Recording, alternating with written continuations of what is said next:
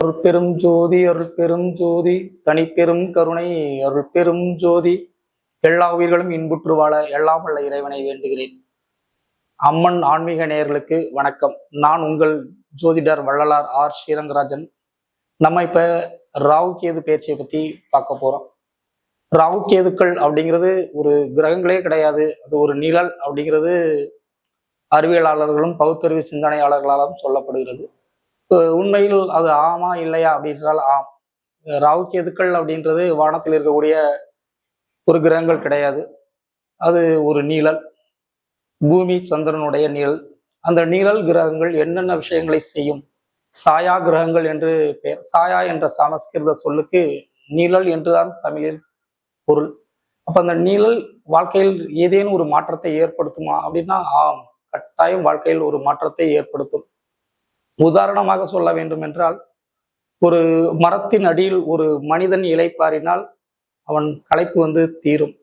அதுவே ஒரு மரத்தின் நிழலின் அடியில் ஒரு செடி இருந்தால் அது சரியான வளர்ச்சியை பெறாது. ஒரே நிழல் ஒருவருக்கு இளைப்பாறுதலும் ஒருவருக்கு வளர்ச்சியின்மையும் தருகிறது. அதுபோல்தான் இந்த ராகு கேதுக்கள் என்ற இந்த நிழல் கிரகங்கள் தான் இருக்கும் இடத்தில் ஒரு சிலருக்கு நல்வாழ்வையும் ஒரு சிலருக்கு பாதிப்புகளையும் ஏற்படுத்துகிறார்.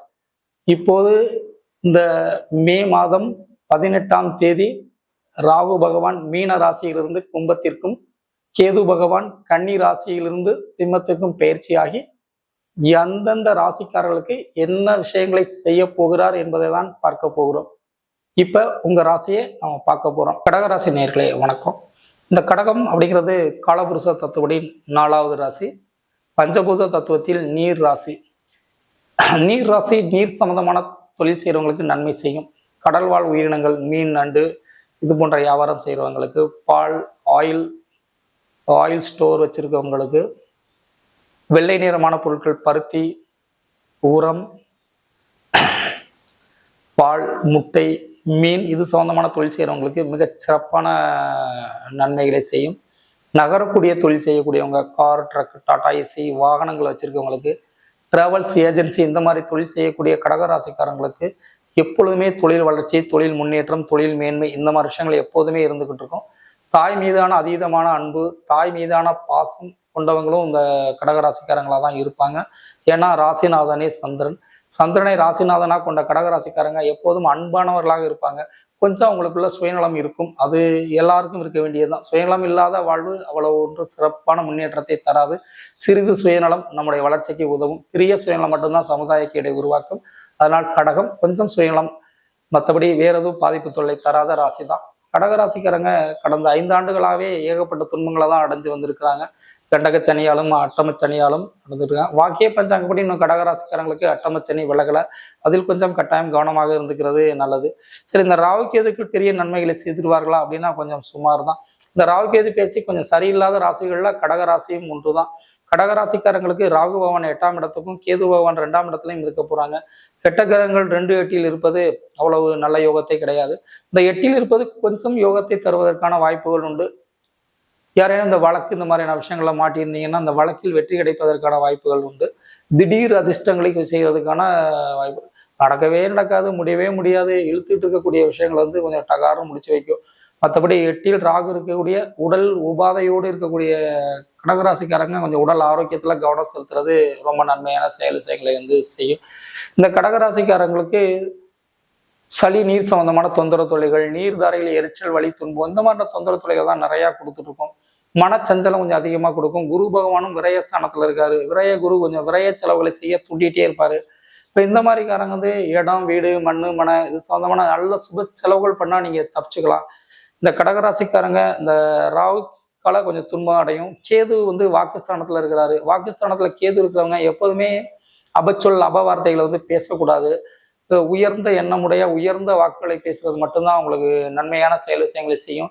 நீங்கள் வாழ்த்தி நல்லா இருக்காங்களோ இல்லையோ, ஆனால் நீங்க சபிச்சா அவங்களுக்கு கட்டாயம் பழிக்கும். அதனால யாரையுமே சபிச்சு பேசாதீங்க. நல்ல வாக்கு நல்ல விஷயங்களை பேசுங்க. கோபத்தை கொஞ்சம் குறைச்சிக்கோங்க. கடகராசிக்காரங்க இந்த ஒரு 5 ஆண்டுகளாவே கோபத்தால் இழந்தது அதிகம். நம்பிக்கை துரோகம் நிறைய சந்திச்சிருப்பீங்க.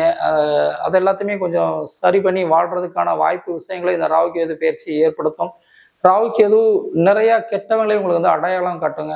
அதனால இந்த ராகு கேது பயிற்சியை நமக்கு கொஞ்சம் துன்பமான இடத்துக்கு ராகு கேது வர்றாங்களே அப்படின்னு நினைச்சு நீங்க மன உளைச்சல் அடையாம, இது வந்து நமக்கு நிறைய பேரை அடையாளம் காட்ட போகுது, யாரை பக்கத்துல வச்சுக்கலாம், யாரை கழட்டி விட்டுறலாம் அப்படிங்கிற மாதிரி விஷயங்களை நமக்கு நிறைய செய்ய போகுது. முதல்ல இந்த ஒரு எதிரான எண்ண செயல் விஷயங்களை தூக்கி போட்டு நேர்மறையான சிந்தனைகள், நேர்மறையான எண்ணங்களுடன் இருந்தீங்கன்னா மட்டுமே உங்களுக்கு இந்த ராகு கேது பயிற்சி மிகச்சிறப்பான விஷயங்கள் வந்து உங்களுக்கு செய்ய காத்துக்கிட்டு இருக்குதுங்க.